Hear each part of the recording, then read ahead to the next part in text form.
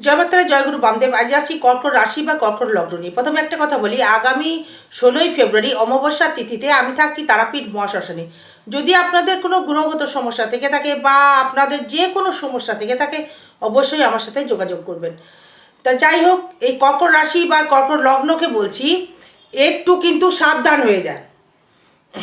এই কর্কট রাশি বা কর্কট লগ্ন একটু সাবধান হয়ে যান, কারণ মঙ্গল রাহুর যুক্ত হচ্ছে, সেই কারণে কথাটা বলছি। কারণ মঙ্গল থাকছে হচ্ছে আপনার অষ্টমে, রাহু যুক্ত হচ্ছে, খুব সাবধান। কিন্তু এই কর্কট রাশি বা কর্কট লগ্নকে বলছি বারবার সাবধান হয়ে যান। এটা আমার কিন্তু মন গড়া কথা নয়। এই মঙ্গল তুঙ্গি ছেড়েছে, সে প্রবেশ করছে। এই করার পরেও সে কিন্তু একটা মানে রবি রাহু গ্রহণ দোষ হয়ে বসে থাকছে 22 তারিখের পর থেকে। মঙ্গল রাহু অঙ্গারক দোষ হয়ে বসে থাকছে। মানছি বৃহস্পতি দৃষ্টি করছে, গুরু আর কত দৃষ্টি করবে, সে আর কতটা কমাতে পারবে। তবু কিন্তু আপনাকে সাবধান থাকতে হবে। ফাটকা কিছু কর্মলাভ আপনার হতে পারে, ফাটকা কিছু অর্থ লাভ অবধি হতে পারে আপনার, যেহেতু পঞ্চমপতি এবং সেই মঙ্গল দ্বিতীয় দৃষ্টি করবে। এই শত্রু এবার টের পাবে, শত্রু মানে ডমিনেট কিন্তু আপনার হয়ে যাবে। এই চলাফেরায় করজোরে নিবেদন, একটু কিন্তু সাবধানে চলাফেরায় করতে হবে। আমার বিচারে যেটা পাচ্ছি সেটা কিন্তু সাবধানে। এবং আপনার এই যে কর্মক্ষেত্রে প্রচুর উন্নতিও কিন্তু দেবে। সাবধান যেমন থাকতে বললাম, সেটা আপনি সাবধান থাকলেন, হেলমেট পরে একদম রাস্তা দেখে শুনে নিয়ে পার হলেন। আগুন থেকে যদি দেখেন যে মানে আগুন হয়তো মানে বাচ্চারা হয়তো নেড়াপড়া করবে, বাচ্চারা হয়তো অনেকেই রয়েছে বাড়িতে, মা বোনেরা হয়তো আগুন টাগুন জ্বালাবেন, গ্যাসে হয়তো রান্নাবান্না যারা করছেন, মানে একটু কেয়ারফুল। মোটামুটি 45 দিনের মতো এটা থাকবে দিদিভাই বা দাদাভাই, মানে একটু সাবধানের জন্যই বলছি আপনাদের। এবার আপনার জন্মদশা কী চলছে জানি না, কিন্তু মঙ্গল কিন্তু খুব অ্যাক্সিডেন্টলি করায়। মঙ্গল রাহু খুবই করায়। অষ্টমে মঙ্গল মানে একদম মানে শুনতে খারাপ। এই অষ্টম ভাব হচ্ছে আমাদের এই রোগ ভোগের জায়গা, অ্যাক্সিডেন্টের জায়গা, ফাটকা যে কোনো হট করে হয়ে যাওয়া, ফাটকা অর্থও যেমন দেয়, মানে ফট করে গুপ্ত মানে জায়গাও কিন্তু ঘটাতে পারে। বুঝতে পারলেন? মানে একটু সাবধান থাকতে হবে। এবং এই যে আপনার এই ভূমি এবং জমি লাভ হতে পারে, শত্রু ডমিনেট। শত্রু কিন্তু আপনার সহিত কিছুটি করতে আর পারবে না। এই ভূমি লাভ কিন্তু হবে, জায়গা জমিও লাভ করতে পারবেন। এই শত্রু ডমিনেট হবে। এই কর্মের জায়গায় কিন্তু আমার যেহেতু ষষ্ঠপতি এই বৃহস্পতি, সেই বৃহস্পতি থাকছে দ্বাদশে, থাকলেও সেই নক্ষত্র পাচ্ছে কিন্তু পুনর্বসু, সেই মঙ্গলকে আবার দৃষ্টি করছে।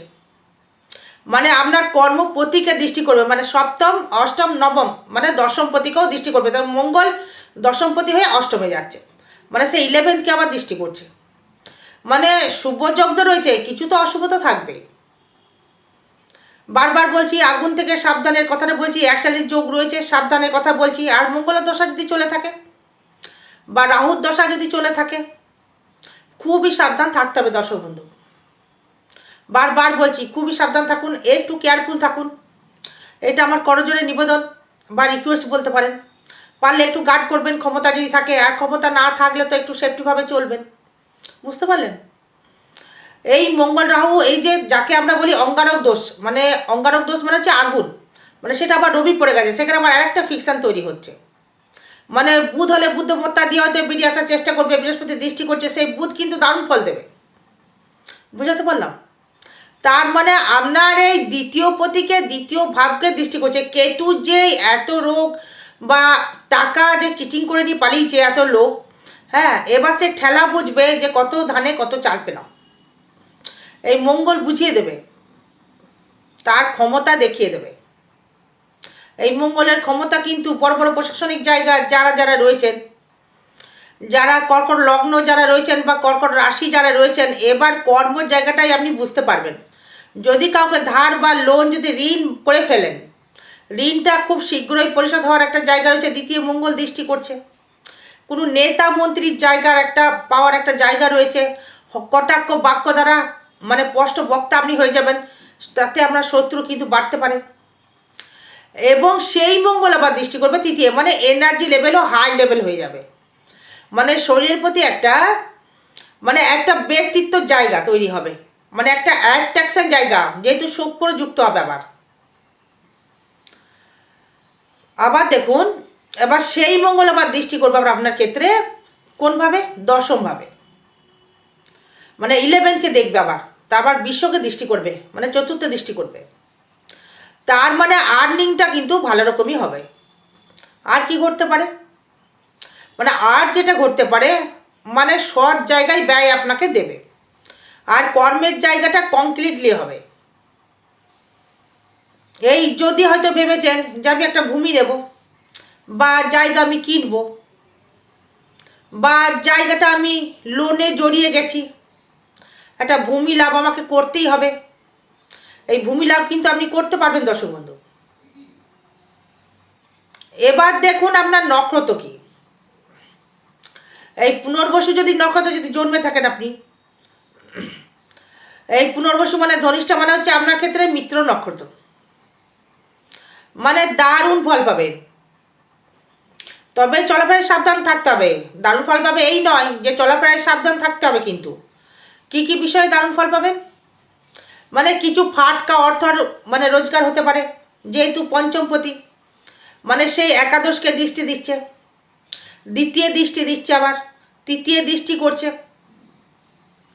এবং নবমপতি, এই নবমপতি কিন্তু বৃহস্পতি, সেও দৃষ্টি করছে। মানে এই জায়গাটি, মানে একটা ফাটকা পাওয়ার একটা জায়গা রয়েছে, লটারি প্রাপ্তির জায়গা রয়েছে, মানে দ্বিতীয় দৃষ্টি দিচ্ছে এই পঞ্চম, মানে ধনস্থানকে দৃষ্টি দিচ্ছে, মানে লটারি যেটা বলছি, মানে দ্বিতীয় দৃষ্টি দিচ্ছে মঙ্গল, অষ্টমে থেকে রাহু যুক্ত হলো, আবার বৃহস্পতি দিল, নবমপতিকে দিল, হ্যাঁ, আবার একাদশকে মঙ্গল দৃষ্টি দিল, মানে সে একাদশপতির সাথে যুক্ত, মানে একদম এই যে ফাটকা অর্থ রোজগার যদি করতে পারবেন এই পুনর্বসু নক্ষত্র, এই পুনর্বসু নক্ষত্রের ক্ষেত্রে কিন্তু ভালো ফল অবশ্যই করে পাবেন, বলছি মিলিয়ে নেবেন।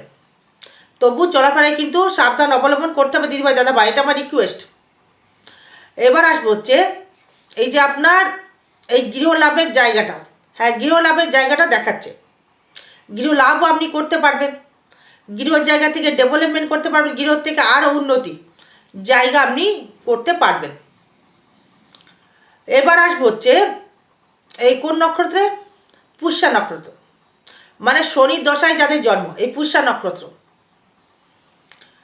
এই পুষ্যা নক্ষত্র মানে হচ্ছে শনি, মানে 8, 9, 10, 11, 12, 13, 14, 15, মানে মিত্র নক্ষত্রে গমন করছে, তাই তো? মানে 8, 9, 10, 11, 12, 13, 14, বদ নক্ষত্রে, মানে বিপদ নক্ষত্রে।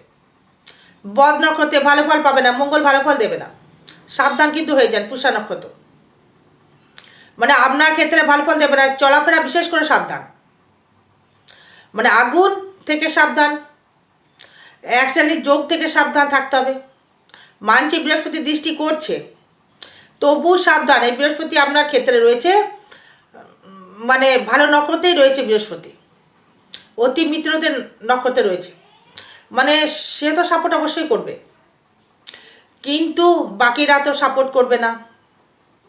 আবার সেই বুধ আমরা তৃতীয়পতি, মানে ফাটকা কিছু অর্থ আসতে পারে, কিন্তু চলাফেরা বারবার বলছি সাবধান। মঙ্গল ধনিষ্ঠা নক্ষত্রের ক্ষেত্রে ভালো ফল কিন্তু দেবে না, ধনিষ্ঠা নক্ষত্রের ক্ষেত্রে।